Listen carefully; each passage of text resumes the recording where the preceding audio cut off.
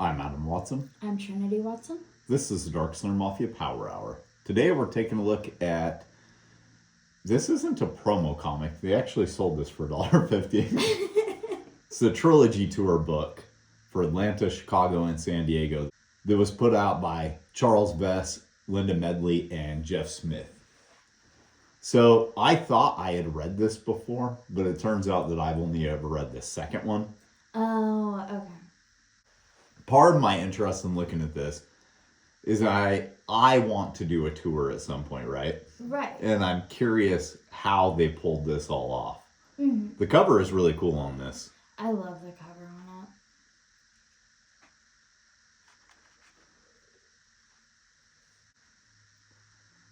So we have a picture there that firmly places this in 1997. Yeah. That's the great thing about publishing pictures of yourself is you can see how dated you looked, right? Yeah. So it starts off just telling us what the plan is. That they're going to be doing appearances at Comic-Cons and that they're going to be doing signings at some comic shops. Mm-hmm. So it started with just these three, but by the next year, if I remember right from the second volume, like Jill Thompson and Stan Sakai were also included. Because the second one, the other Trilogy Tour book, actually has stories in it. I was surprised when I started going through this one, and it's more just like a souvenir book. Right.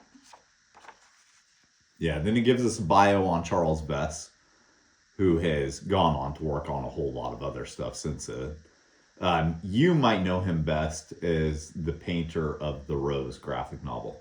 Oh, okay. Well, originally it was actually a 4-issue series, but, you know, it's part of the Bone Saga. Right. So I would imagine that they started working together based off of what occurred here. That'd be what I would assume, though. Anyway. But at the moment, what he's pitching is the book of ballads and sagas. Have you ever read any of that? I have not. Okay. I think I own an issue of it. It's various writers retelling old folklore, and then he illustrates it all. Mm-hmm. Which I do think it works a little bit better when he does his own writing. It's a little bit too fantasy-based for me, if that makes sense. Okay. Yeah, and then it goes on to Jeff Smith, who, as of the publication of this, was on Bone number 27. So things were getting really, really good around that time.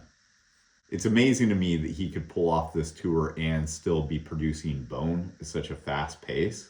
Yeah, he's an insane worker. Right? And then Linda Medley with Castle Waiting. Have you read any of that? I haven't. I think I've seen it, but I haven't actually picked up any issues. It's been published by quite a few different publishers. She self-published it for a while under Olio. Cartoon Books printed 4 issues of it, I think. Okay. I think it's the only non-Jeff Smith work that they've ever done. And then Fantagraphics did some like little hardcover graphic novels that collected the whole thing. The issues are actually pretty easy to find in 50-cent bins if you're looking for them. Yeah. I've picked up, 10 or 12 of them just in the last couple months. It's good stuff. If you like fables, you'll probably like it because it's retelling old fantasy style stuff like that, right? Okay, that's awesome. It's not as adult as Fables is, though. Right. Based off of just what I've read, I'd say it's something you'd give to a kid. Mm-hmm. Might get a little bit darker after that, but I don't know. So then we got a picture of them that doesn't date it quite as bad. Yeah. Not quite as much. I mean, this looks like it could have been 98 or 2000. It's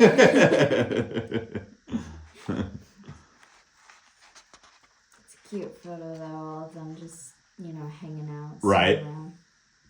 And then we get to what's probably my favorite part of this. Yeah.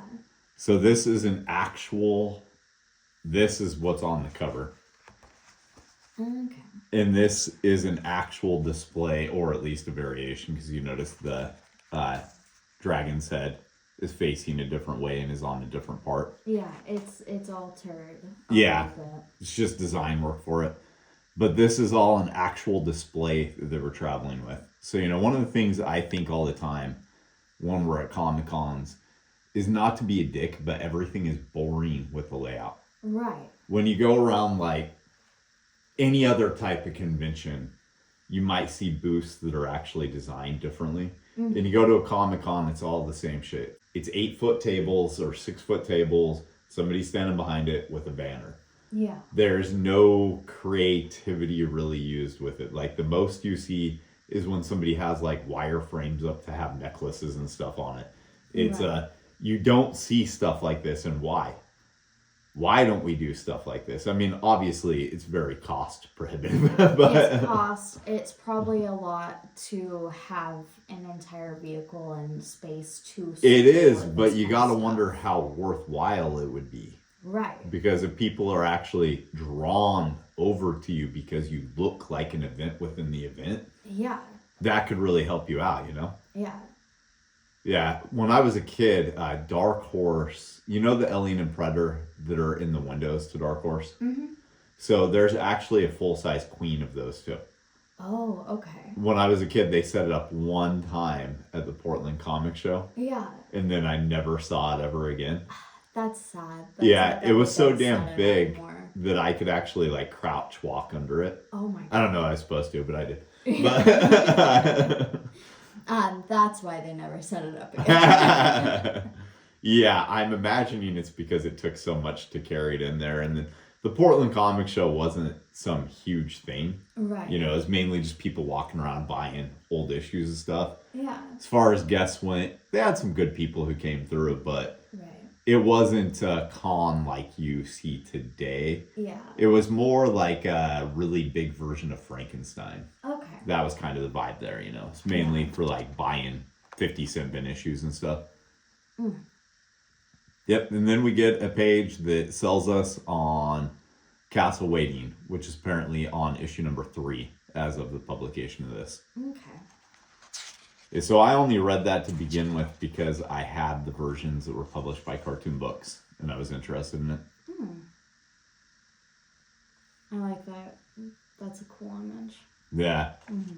He was pumping them out so much. The 4th collection in 1997. It doesn't seem like he should have had 4 trade paperbacks out that quickly. Yeah. And then they're having some sort of parties at each of them that had Art Adams and David Lapham, Frank Miller, Alex Ross, Will Eisner, Sergio Aragonés, and a whole lot of others. Oh my god, Mike Mignola and Stan Sakai at one of them. Yeah, so it's apparently your Dang. your Trilogy Tour party pass. Damn, that's crazy. Yeah. There's some big names on here, even if they weren't really huge then, like Paul Pope, Evan Dorkin. Those guys were getting known, but I don't know if they're as big then as they are now. Mm-hmm. Huh. They got Bill Tucci at one of them. Yeah, that doesn't surprise me. Yeah. Yeah, he's friends with Jeff Smith. I know that at least. Okay. Yeah. So overall, what do you think? I think this would be cool to have, like, you know, do something like this. Yeah. Yeah, I think it's a cool idea. It's good to get information out there, and it's a nice little souvenir. Yeah, just doing a souvenir book like this for all the cons you're doing is an interesting idea in itself. Yeah. And this must have sold well because these are in 50-cent bins everywhere. This is actually like one of the easier to find bone artifacts, at least in our area. Mm-hmm. So yeah, you got anything else? No? All right, let's go make some comics. We didn't create the comics that were featured in today's episode, but we did create these. Check out Ghost Assassin in the Cards and the Chihuahua Who Flew Away mini comic, both of which were written by me. The Chihuahua Who Flew Away was illustrated By me.